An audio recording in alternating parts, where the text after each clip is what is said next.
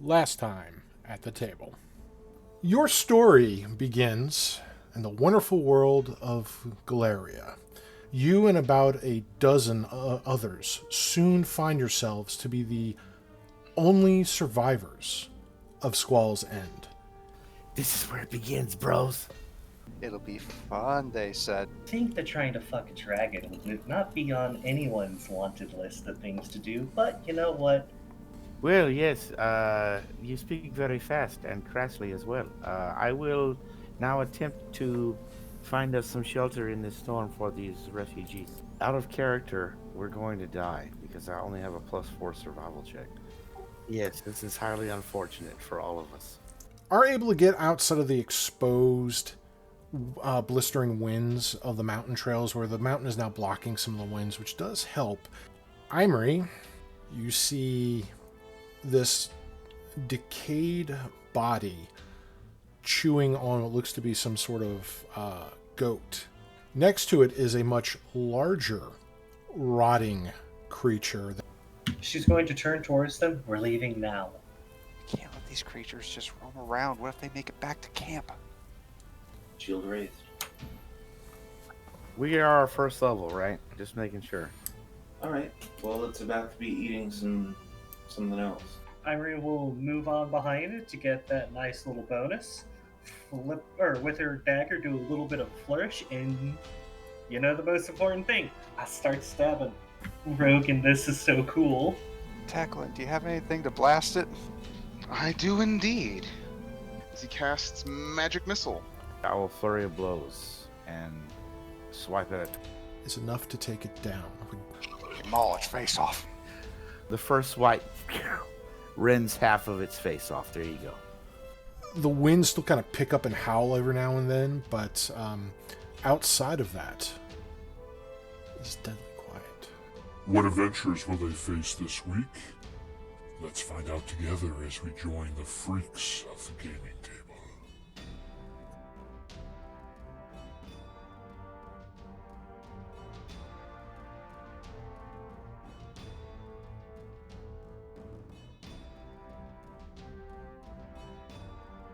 The smell is very bad, yes? Certainly not the most pleasant smell. And Teclan will very casually stride over to the corpse and attempt to identify the magic axe. I'll follow up behind Teclan and take a closer look at the axe. Just not touching it or messing with it, just looking at it. Before you start that, can I have one moment, Teclan? What is it? She'll turn, confer with Lotus before attempting to cast a quick spell. I'm pretty sure it's, necromantic magics, but... You are confirming that the axe is magical, and then I have to make the identify magic check here. I just want to make sure there's not, like, a secret rune of explosion on it. If you read this rune, you will die. Tibrus moves away from the disgusting things. Maybe there's a cave or something they came out of and we could use it for shelter. Look, Tibrus, when you work with goblins long enough, you just kind of get used to it. The school for that is going to be evocation. Goblins are also disgusting, yes. And he's like cleaned his paw very well. I haven't met a goblin yet. They are quite unpleasant creatures. All right, Teclan, it's evocation, and Rvana's going to grab Lotus's hand and pull her back, just to make sure that if it explodes, that they are a decent way back. All right, well, he will attempt to identify. So what's the total on that then? 15. Now this will take 10 minutes, so while he's doing the identify here, whether it succeeds or fails, this gives other people time to do other things. Now in Pathfinder 2nd edition, unlike 5th edition, there is no real short rests. You do have a lot of activities that take 10 minutes. So like if you got hurt, you can, if you're trained with medicine and have a healer's kit, or a medicine kit, you can attempt to heal. There are limitations to that, or use other abilities like, lay on hands and whatnot, or repair weapons, things like that. So if you have anything you want to do in this 10-minute block, let me know right now. Clean myself and find my dart. Can I find my dart, or is it lost in the snow? Sorry, guys. I thought delay would be more useful. Yeah, it wasn't too useful in that case. I'm going to need to make a seek check here for you for your dart. So a search check is secret? Depends. Well, because it leads into a seek, which is a secret check. Stealth is secret when you're trying to hide, but not secret when you're using it as an initiative roll. Yeah, I felt it'd be better for at least for the initiative part where you get more of an active thing. It doesn't interrupt what you did for the roll. It's just, you can still be really well hidden, but maybe you just go lower on the initiative, but you're still... Like what happened to me with the 10 initiative. Yeah, most Correct. secret checks are made on like the metagaming stuff. Correct. Like, stuff where like, oh, I rolled a 2 on that perception check. I know there's nothing there. Tibrus, you start combing around looking for where the dart rolled about and trying to see it with the winds blowing about, the snow, the little bits of frost everywhere. It takes you majority of the time, but you do manage to find the dart.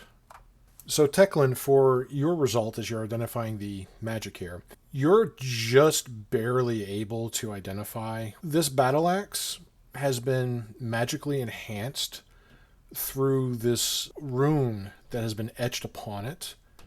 The one that's giving off the evocation magic is, for what you can tell, a battle axe with a potency rune +1, meaning it gives a +1 bonus when making attack rolls. Well, it's certainly not dangerous, as far as I can tell. The aura of decay was coming from the creature. The magic aura was coming from the axe. That's what I've gotten from that, right? Yeah. It appears to have a potency rune inscribed upon it. Anyone else use axes? Do I look like I use axes? Well, you're not the only one, and everyone else. Aymri's gonna look at her dagger. I guess I'll take it for myself. I'll pick up the axe and strap it to my back. I should have known the rogue would have survival too, because in this game, rogues have like every skill that you can possibly have. With the immediate threats seem to have been cleared, but the looming threat of the weather, the blizzard, still remains. The quest to find shelter.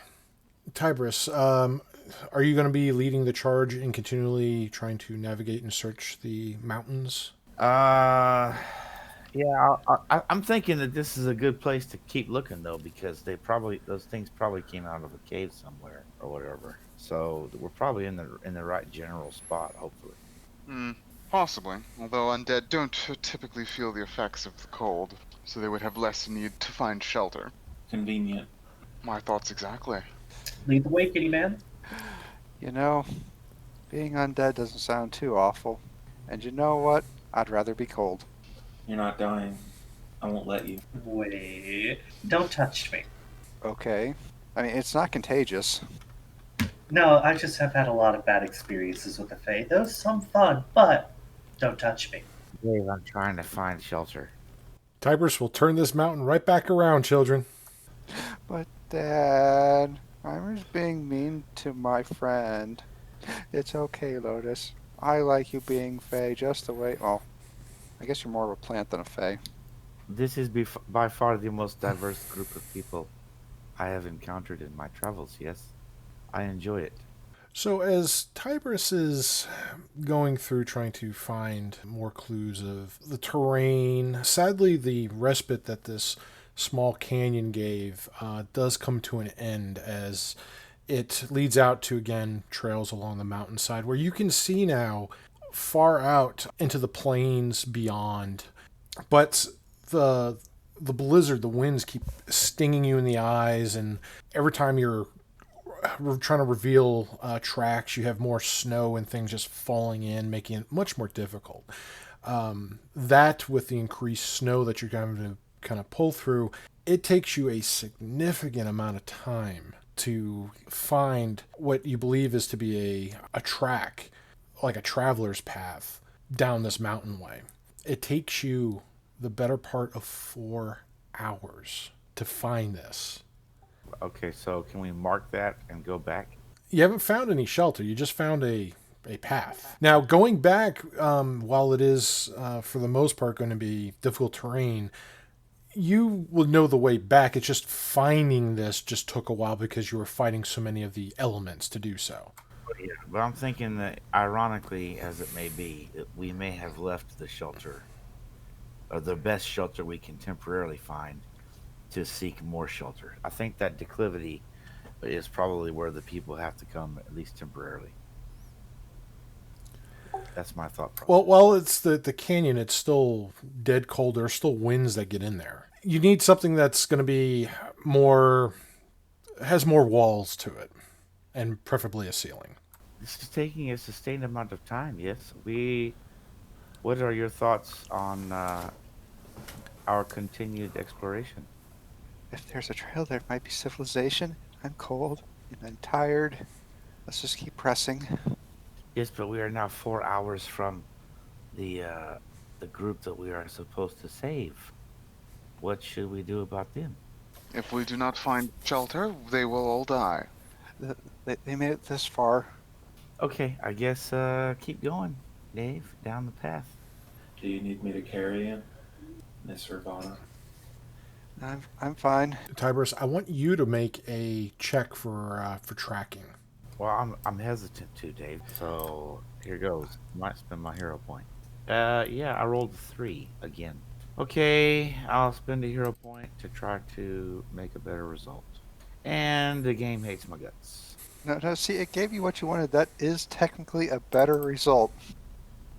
This is true, and thankfully, the DC on that was not insanely high, be it that, considering the circumstances, there are penalties with the weather, but 10 is exactly what you needed, so using that fortune effect from the hero point is exactly what you needed.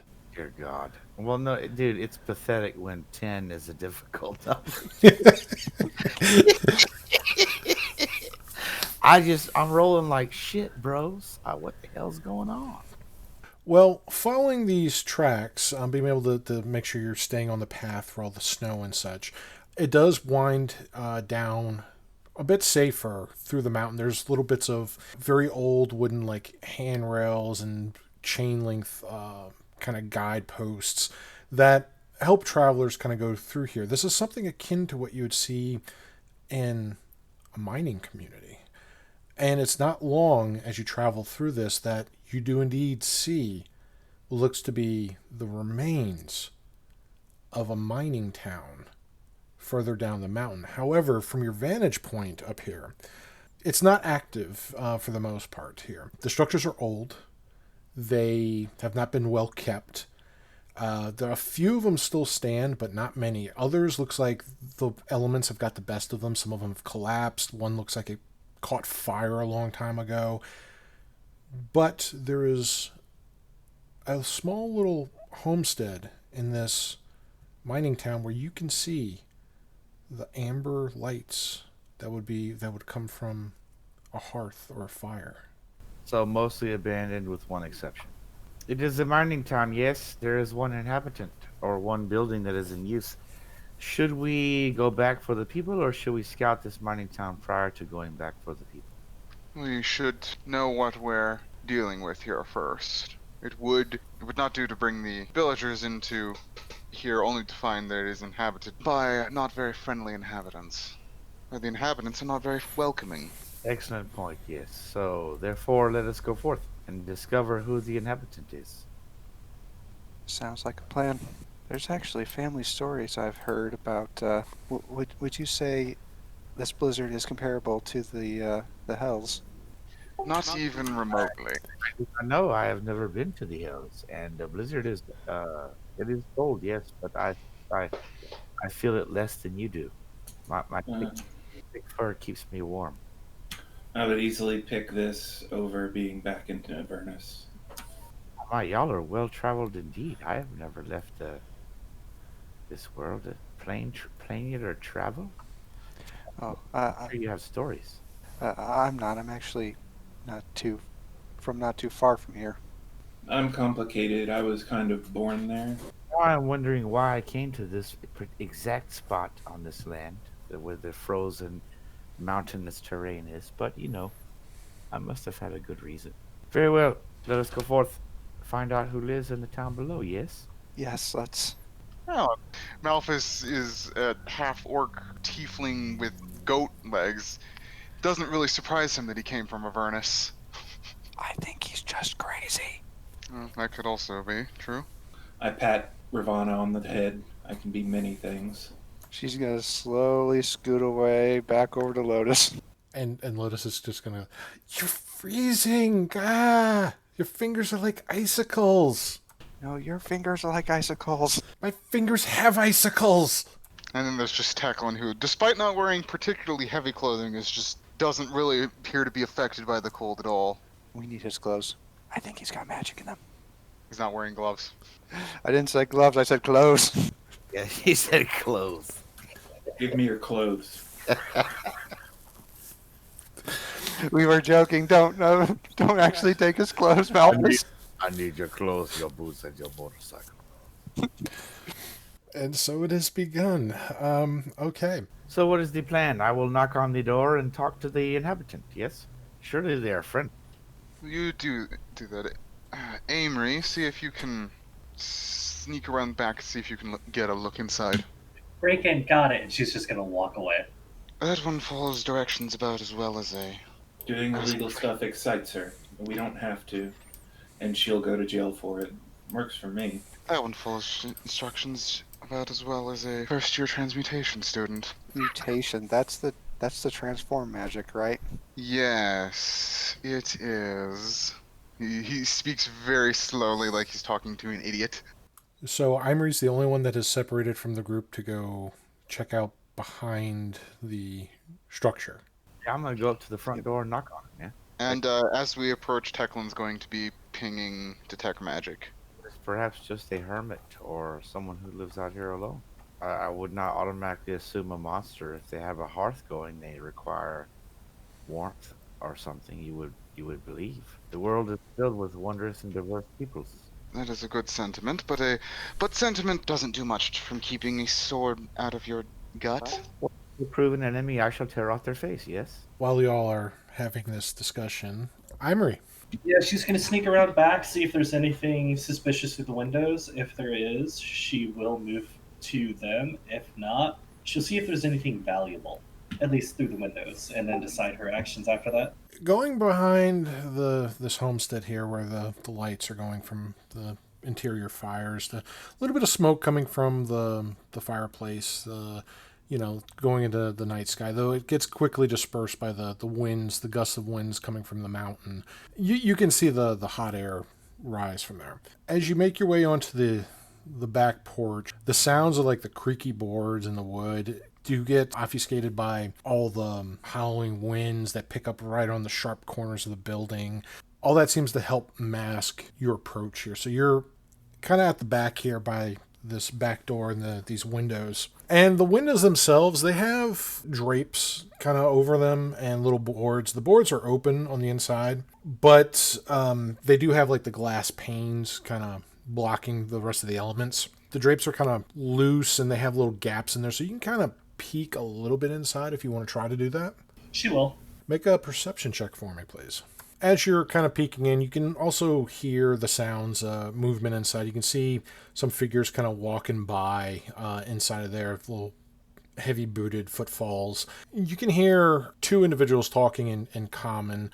Sounds like they're sharing an inside joke with one another as they just kind of have a haughty laugh. Yeah, tell me about it. Fuck this weather, though, man. And as they're, you can hear, chairs scrape on the wood, and it sounds like they're kind of popping a cork on a bottle of something and kind of, drinking a swig of it, probably to help get the chill out of their bones. As you're peeking inside, the inside is a rough mess. There's things there's bits of tattered clothes and rags kind of sprawled out in one corner. One of the cabinets look like it's been damaged pretty badly. A lot of the shelves are mostly bare with the exception of an occasional knick-knack or food stuff on there. What really catches your eye, close to the back door that you're at, there is a huge spot of blood on the floor, and it has little bits of drag marks going a little bit towards the center of the room. And as you see this, there's a knock at the door as Tibrus is dook, dook, dook, dook. You see the gentleman inside putting up his hand to the other one like be quiet. As he walks over to the door with his boot steps, you can see him pulling like he's got a weapon in his hand as he gets by the door.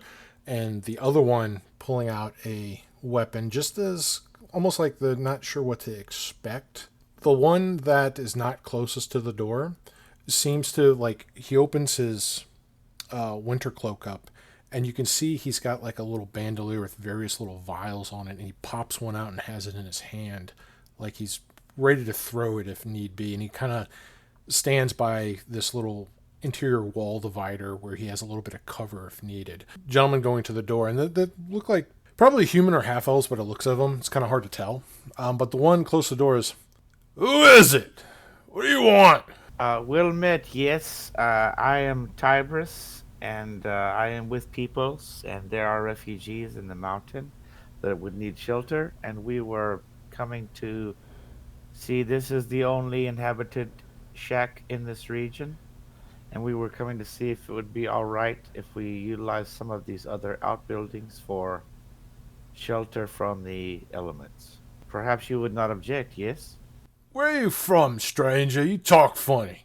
I am from across the sea, and I am recently journeyed in this land, and we have come upon some tragedy in the mountain, and there are many refugees seeking shelter from the harsh climates. And my companions and I, as I said, were just ascertaining the situation here in this mostly abandoned village. But obviously you are here, so it is not completely abandoned. And it would be rude to assume we could use some of these other buildings without your permission. Please, it's really cold out here. Aymri, as this conversation's going, you see from one of the upper lofts there's a third. Looks like a little halfling.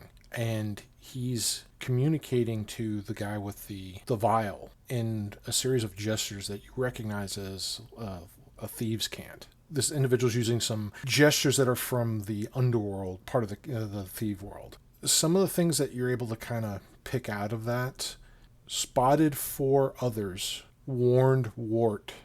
Or others. Well, let's see. Would they have noticed me then? Because I think we have 5 people since we have Yes, familiar. we have 6 because Lotus would be assumed to be a person, so you can feel fairly certain they don't see you because you are number 6. If I look around the corner of the building, would I be able to see any of our party? If you look over like the right side, getting off the railing and just kind of looking over the edge, you can see Malphas's big form there, and Teclan just kind of standing there, who's one of the few that aren't shivering in this cold weather. Is there a window on that side of the building? On the side that you're currently on, or the side that you're looking down to see the others, or on their side? The one that I'm looking down to see the others. Yeah, there is a window on that side. Is it close to them or no? I wouldn't say it's super. It's closer to where you're at. It's closed. She's going to sneak past that window to at least get close enough to Teclan to gesture towards him to be careful. And then hold up 3 fingers. What do you do to get Teclan's attention? He's looking towards them, right? Yeah, he's not looking down the alley right now. He's seeing the door where Tibrus is talking through, and where Rvana is also trying to assist in talking through. They do not sound too friendly, yes, Rvana? They seem not diplomatic. Oh, Is yeah. my manner of speech truly so unusual, yes? Well, it'd be kind of weird back in Absalom, but I mean, I guess I can understand why they're a little paranoid. I mean, there was undead out there. Teclan's going to observe the outside of the building, see if there's any, like, places for any other outward-facing windows. So make a perception check, Teclan. Since I'm a criminal, would it be a far stretch to say that I have a small mirror for reflecting light? I'll say you have something that you can use as a reflective surface. May not be a mirror, but it's something that would be small in the palm of your hand. I'd like to use that to at least shine a little bit of light in the direction of Teclan, not on his eye or something, so that he'd be able to notice it. Well, while y'all are doing that, the gentleman sighed. "There's no room for a lot of people here. This place has been damaged pretty badly. Afraid some of the other places aren't really fit for dwelling, if you get my drift. Well, I think it's best if you folk just move along. Teclan, you are looking around, and like you could see above, like on not quite a second story, but more like almost like a half story. There is like a small little window up there that you can see has an opening to it that is partially opened, and somebody would have clear view of anybody on the main, or what would have been still the main thoroughfare that you were traveling on. As you kind of are looking around, you can see across the thoroughfare, it's almost like a small stable that's still intact. And that one does have a second story like loft, like most barns and stables do. And that one, you can see the upper doors to that are wide open, but there's no light or anything coming from inside there. And as you go back to look at the abode, this homestead, you get flashed by this little like ding ding ding ding light in the alleyway right adjacent to the homestead. And you see Aymri just flicking a little polished piece of metal, trying to catch some of the moonlight. Guys, I've lived in the puddles long enough to know that's a threat. He looks over at Aymri. She's going to gesture 3, danger. Alright, well, Teclan will nod and he will cast Prestidigitation to make 3 lines appear on the front side of the door in front of Tibrus. 3 lines appear, like 3 glowing lines or something? Yeah, just like 3 marks on the door. What is this? There are 3 glowing lines. You see this? You don't know what the hell this is. Whoa. Amazing. You just see Teclan, a very disappointed look on his face. Well, we should go. We should leave as they request and confer. Perhaps there is another spot to bring the people to. Move along now, companions. Let us go back the way we came. I glance over to Rvana, like there may not be another place. And Tibrus will start walking off away from the building. Come along now, friends. Yeah. Teclan will turn and walk towards the other building that he noticed earlier, the one with the open door. The stable. Yeah. Well, it's not the stable doors on the first floor aren't open, but the loft doors at the top are wide open. Rvana's going to look around to see if that casting drew any attention. Make a perception check, Rvana. So 14 perception. As far as you can tell, I mean, nothing's really changed at the homestead there. But Teclan, as you're approaching the other building there, what are you doing? Are you opening the doors? Are you walking around it? He'll open the doors and look inside. Few things happen when you do that. So what happens here is as you it's not locked. You open it up, and as you open it up, like the cold gusts of winds come in, and there's still a horse inside here that's still healthy enough in here, and it starts kind of jumping up, just all skitterish. But you can see why now with the sudden burst of wind and the cold that's being launched in here. On the ground, outside of the little pen that the horse is at, there's another horse here that's clearly been killed. And next to the horse is this very large, 4-legged creature. It almost looks like a rat / pony hybrid. And on top of it is this goblinoid creature that just kind of shouts as you swing open the doors with that. When that thing shouts, from that loft above you, there is a skitter of movement as something fires an arrow across the way towards unsuspecting people staring at a door having a conversation. Tibrus, you're out in the open. A perfect mark. All right, so I don't believe a 16 hits you. No, sir. That barely, because I'm 17 then, so that barely misses me.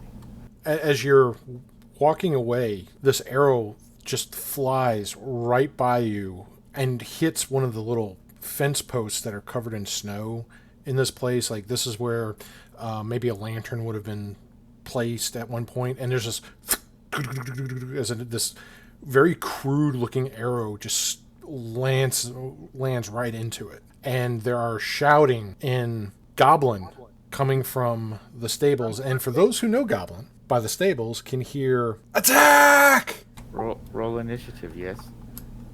Yes, indeed. See, this is what. Okay, Tibrus is gonna talk to everybody if we survive this. Do I use perception for initiative this time? Yes, you would. Aymri is going to have the choice of using perception or stealth. I finally have a good roll. My first decent roll of the fucking game. Funny thing is my perception and my stealth are the same score right now. I was not expecting y'all to aggro everything like this. So, at the start here is going to be the little halfling that Aymri was seeing before has got a 22 for the initiative order. Hearing the battle cries, he is going to peer out of that little half loft door there and see the people below him, and he is going to open fire on one of them. Okay, so he's going to make an attack on Rvana with his short bow. So he pulls back, and that's going to be an 18 to hit. That's it. That is going to be 5 points of piercing damage. And this arrow flies from up above, and you see this little smaller individual, about the size of Lucky, but it's not Lucky, aim at you with still got a short bow in his hand, but doesn't have an arrow anymore. The arrow flew and struck you like right in the back of the shoulder blade, just... Ow. And Lotus is going to point, small people! Someone's about to die. Yeah, when the arrow flew past Tibrus, y'all heard like like a cat noise, like. And the halfling is actually going to try to take one more shot here and use some cover here in the loft for any retaliation. But he's going to take a pot shot at Lotus. Oh, okay, so that's going to be a 26 to hit. That's going to be a crit. So that there's good news and there's bad news on the crit there. Bad news is the regular damage that would get doubled is quite low. However, this weapon is deadly and it does get a d10 to add on top of this. So that is going to be 11 points of piercing damage to Lotus. Yeah, no. Nope, well, it's just poofs. After Sorry, she's wounded one. Not wounded one, dying one. So she's down. An arrow just strikes her. Where you got hit in the shoulder blade, she got hit directly in the chest. But I do have to pop this, otherwise she does die from massive damage. So she's going to phase a little bit so it doesn't take her out entirely, but... So she just kind of screams in pain and shifts to mist, but that mist gradually falls down and then it kind of reforms as her body with the arrow in it as she's dying. With that, that's Mr. Halfling's turn here. Now it's the goblins. The one in the loft there, he's seeing the commotion on the other side there, not too worried about that. There is a gentleman here that opened the doors, and he heard the calls for attack. Being a crazed little shit that he is not going to use his short bow on Teclan. He is going to leap out the fucking window with a fish slicer in hand and try to... Yeah! Unfortunate. Because, goblins. That's, hey. As I said, they are most unpleasant creatures. However, he's got to make an attack roll on you. However, you're going to make a reflex DC to see if you can avoid this falling creature on top of you as well. So this is going to be really interesting. Please make a reflex saving throw for me, please. 20. Something interesting happens. The goblin here leaps out, and you hear the yeah. Does not quite hit you with his attack. With the arrow shot and all that stuff, you were aware of his presence with that, so he has no other bonuses with that. However, with his leaping down, you're able to kind of sidestep just out of the way before the blade comes down and would have shish kebabbed your head. So he lands into the ground there, taking some damage. And it doesn't look like that felt too good. He looks actually kind of hurt from that fall. However, the one that you see on top of that creature shouts in Goblin, "Charge!" This creature is going to move. He moves past you here. You see him kind of interacting with his gear here, and he's putting away his own fish slicer, and he's pulling out a short bow, but he can't fire it yet. Okay, so he's beyond one range increment, so I got a -2 penalty, right? That is correct. You're throwing So your dart, dart. right? Yep, at the mount, not the rider. An 18 to hit. 18 will hit, not a crit. Okay, 3 damage, and then I'll try again with number 2. Does Okay. 16 hit? 16 would not hit. So the first one flies as this creature's running out this stable. You manage to hit it with one of your darts, and you try to quickly succeed, dart, second dart. This thing is kind of juking the darts. It's very fast. It's more agile than it appears. And it's also very disgusting. It's like a hairless rat pony dog. Yep, I'm not a fan of anything goblinoid or that they enjoy. So you don't want to meet my goblin drug dealer character. Negative. They're nice, they're still unclean, and Tibrus doesn't like unclean things. Malphas, I need you to open that door for me. I'm going to draw my staff and start wrapping my viney arm around it. Okay, all these vines and healthy-looking leaves just start entwining around the staff and seem to be a little more magically potent than anything. She passes. 10 plus the dying condition. Yeah, so she'd be stable. Stable, but still unconscious. The one that hit Rvana is this guy, right? Oh, yes. And Lotus. And he's upstairs, I guess? Yeah, he's in that little half loft. He's kind of using part of the wall as cover there, aka he has cover bonuses. But he is upstairs, essentially. Oh, okay, I will open the door. The door is locked. Would you like to try to use athletics to try to break the lock, or do you want to just straight up attack the door and see if you can just do enough damage to completely break the door? Yeah, I'll whip out my battle axe and take a swing at the door. 27 to an attack. Roll your damage. 7 damage. You obliterate this door with that strike. You see the human that's inside that was by the door, just the axe comes in and you just the eyes are wide like, oh shit, kind of look on his face. And the other one across the way is just like, has something in his hand. You can't quite see what it is. Something small, but he's definitely holding something. I'll use my last action to pull out my shield. Glance over to Rvana. Take cover. I think I'm taking vengeance. Alright. Well, this time he's going to point his staff at the goblin on the creature as a green bubble buildup forms at the top and then fires out as he casts Acid Splash. At least it hit, and that's the cool thing about splash damage is it affects the target, again with the additional splash damage. Yeah. So it's really nifty with that. So the goblin takes 2 and the mount takes 1. Yes. Yes. Okay, cool. The one that was holding the substance in his hand is going to toss it at Malphas. That's going to be a 21 to hit you, Malphas. That does hit. As a reaction, I'm going to use Iron Command. He has to choose whether to kneel, dropping prone as a free action, or to take 1d6 persistent mental damage. I have a feat that I can choose to make the damage persistent. He will drop prone, however, the effects of what he threw out still remain with that. So you take 4 points of electricity damage and an additional 1 point of electricity splash damage. Rvana, you and Lotus are taking 1 point of electricity splash damage. Alright, well, she's dying too, and I take, you said 1? Sorry, I don't have healing. so I can't really do anything. He just threw an EMP grenade.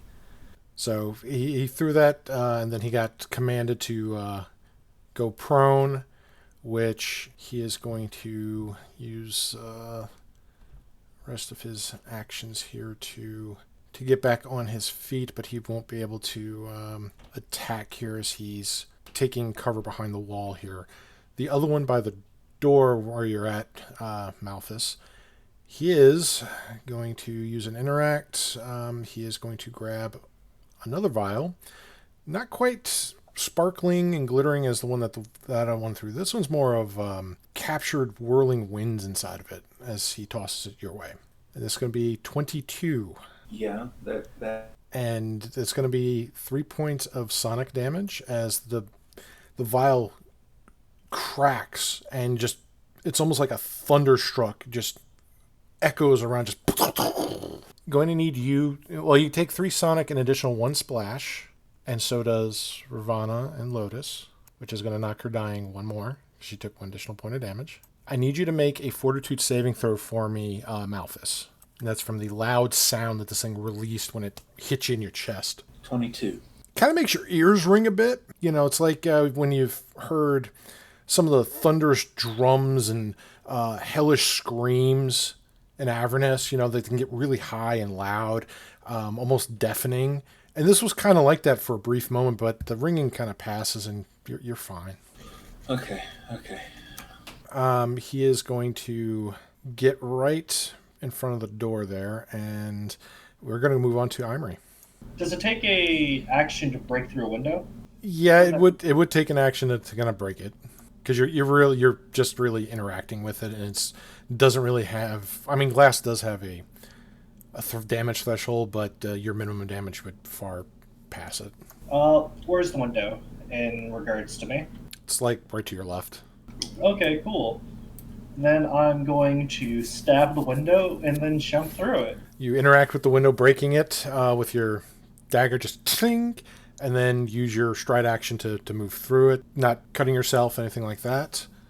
And you move behind the other gentleman there. Stab. Oof, that is amazing. That's very nice. Fuck yeah, dude. I know you want to roll the extra dice, so go ahead and roll, but he did. You know, I have no extra dice to roll because he's not flat-footed. He didn't notice you. He didn't know you were behind him. You were unnoticed, so you get your sneak attack. So that would have been like 24 points of damage. Aymri just comes in like Solid Snake and just... the guy just falls down. Gregor, who the fuck are you? All right, it's canon An now. assassin. You have to get a cardboard box because you're Solid Snake. I mean, I'm just happy. It might be a new addition, but I guess she's still an assassin. And with that, we go top of the order back to the halfling. And he is going to see the commotion inside. There's somebody inside. He is going to get to the other edge of the loft here where he can kind of look down and see that there is a blue person stabbing his comrades. I don't know who you are, blue lady, but you're gonna wish you didn't come here. And he's gonna fire upon you. Yeah, 13. That's not so good. And that's gonna be a 12 before penalty. So yeah, he does not hit you with those other 2 shots that he takes at you. He's like, damn it, piece of shit. You know you could stand down. As you're like shouting that, you hear the distant screams of goblins outside. Issuing command for the mount here, this goblin. Have it move, but it is going to move. Take a shot here at Tibrus. 9 is not going to hit Tibrus.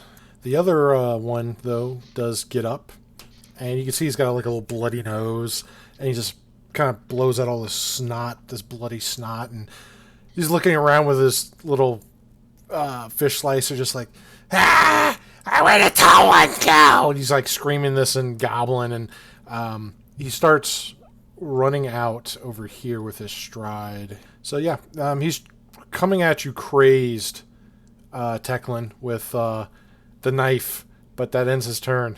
I'm gonna try to shoot him with 2, or hit him with 2 darts. 17. 17 will hit that little green bastard. 5 damage. And as he's running towards Teclan, like a crazed madman, he's screaming and gobbling, and all of a sudden this dart comes out and hits him like right in the side. And then he just kind of face plants in the snow and slides about 2 or 3 feet. He's not moving. Well, never mind then. I won't hit him with my third action. I will move again. Poor Rvana.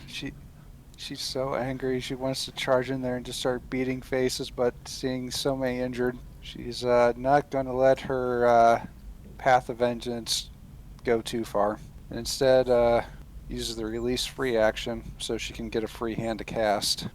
And channels bright healing light into her staff and cast my final spell at 3 actions. So everybody within 30 feet, which includes the bad guys that I don't think we've actually hurt yet. So the healing washes over the 3 of us, and everybody heals 5. Thank you. And Lotus will have Lotus the... is back at full and wounded 3, so if she drops again, that's it for her for the day. Yeah, she's in trouble. And she's just coughing up. Ow! It's okay, just stay down for now. She was staying down. She was still getting hurt. Do I see the way upstairs?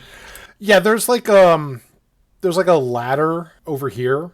There's a ladder that you can climb to get up, and you'd have, with your size, you'd have to kind of like crawl in that loft because it's like a half little loft. It's only a few feet high, but for somebody like a halfling or a goblin, they can stand up and move there without banging their head. Okay, well, I guess for now I'll take care of this guy. I'll take a swing. 16? 16 will hit. Let's see how much damage. 8 damage. That strike was just enough to take him down. Okay, then I'll use my second action. I have 30 feet movement, so I'm going to go here and climb up. And using the ladder, it's not too difficult. It's not that high of a ladder. You still move slower climbing, but you can still get up there. It's not that high off from the loft. It's not like you're climbing 30 feet or something. Okay, I'll take a look around once I get up in the loft. Do I see the halfling or any windows? They got little windows, and you can see the window that he was shooting out of over here. But there's bits of like straw and little like emptied boxes up there. Looks like they've already kind of went through some of the things that are up here. But you see the halfling as well.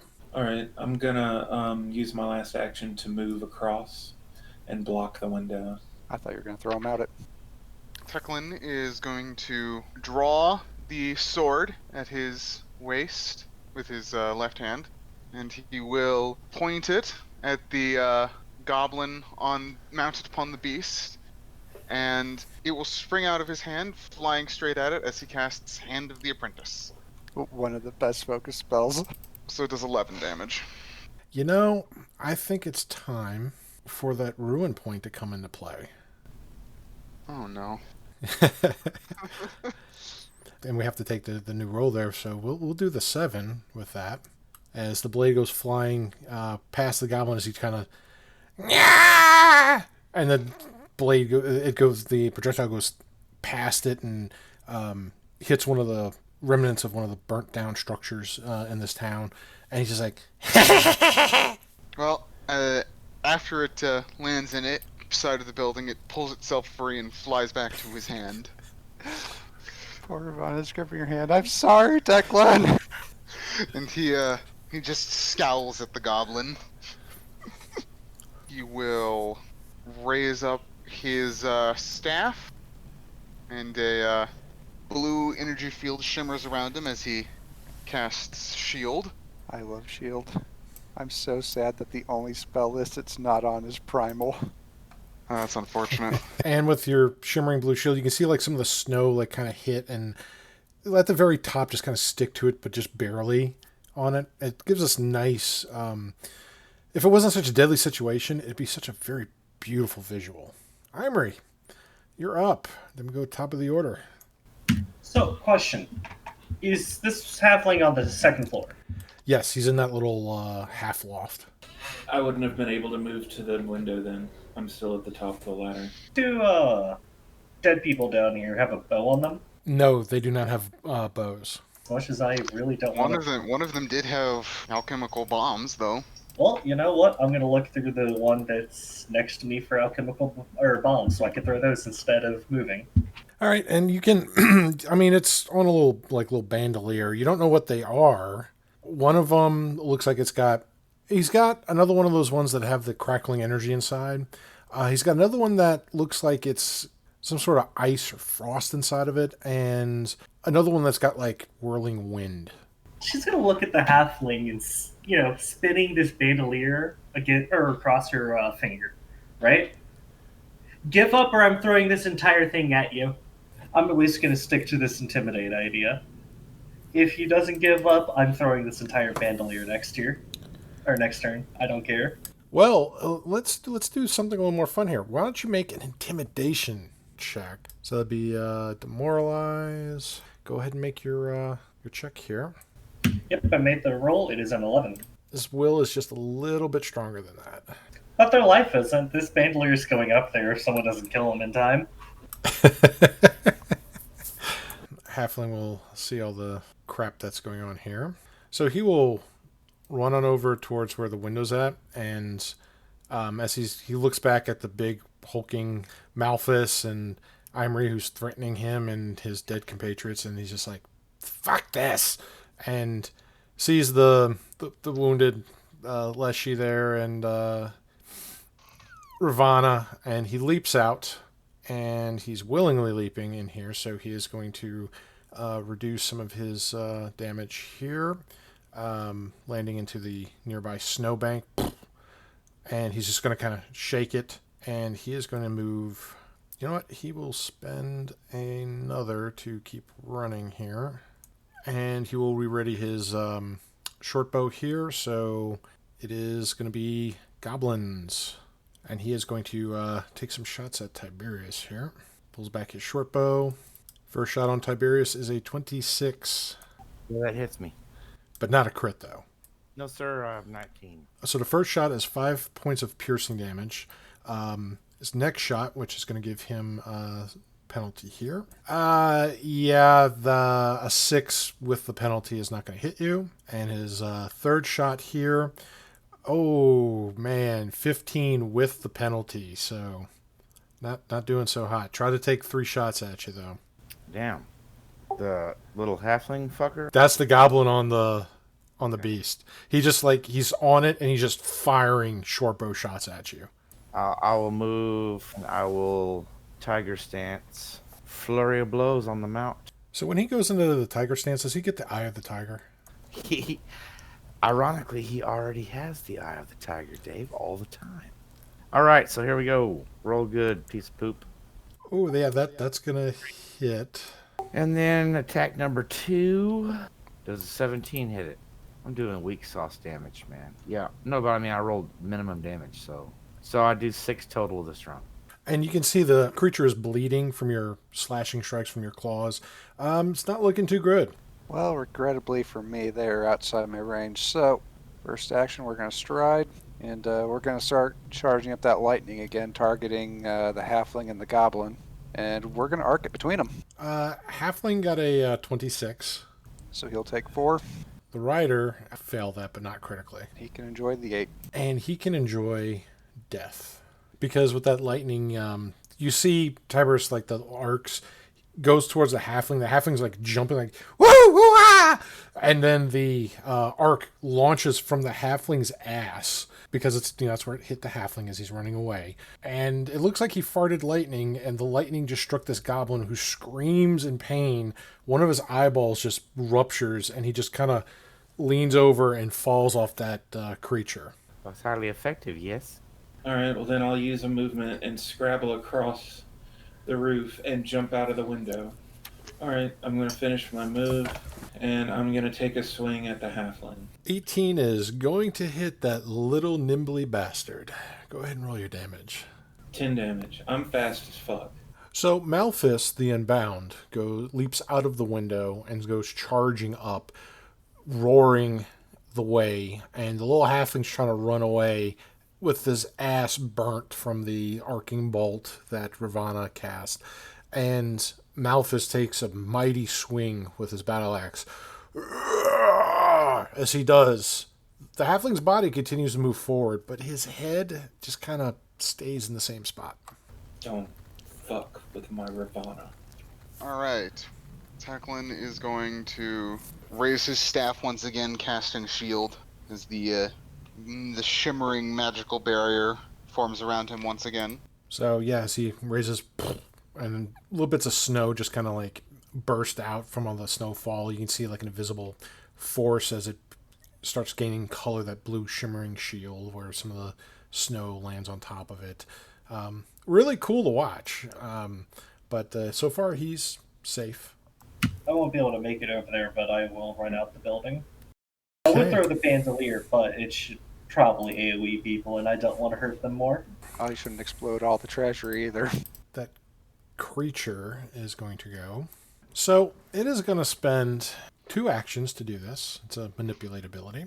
It's going to start vigorously like scratching and clawing at itself. You're not sure if it's trying to like get to the wounds, the irritations that it's had. Tibrus, all this like dander just starts like picking up from this thing. I'm going to need you to make a fortitude saving throw, please. Still trying to give me the mange. That is going to be an interesting look for your character. Oh, God. 9. Because I rolled a 2. I swear, dude, I can't roll for shit, man. With that failure there, you're going to be sickened 1. Now, you can, on your next turn, you can spend a single action basically throwing up in an attempt to recover. Oh, my God. Which will let you immediately make another save. Like the fucking cats when they get a hairball. Such a view for your new fellows, I'll tell you. Oh, he's got a hairball. It is going to try to run off towards the north here. Okay, so it runs 40 feet upward after doing that. I'm not puking the fucking snow, and I don't fucking pursue and kill the goddamn rat bastard. Literally, that gave me this. So there you go. I'll puke. Okay, you do not save out of it, and because of the slowed condition, you don't have any more actions. Kill it. Yes. Well, regrettably, I didn't take any spells that don't have a 30-foot range. And you don't have the meta magics. Yeah, I'm going to start prepping Ray of Frost tomorrow just to keep away from that situation. I'm going to try to recall knowledge on that creature, see if I can figure out what it might have given my friend.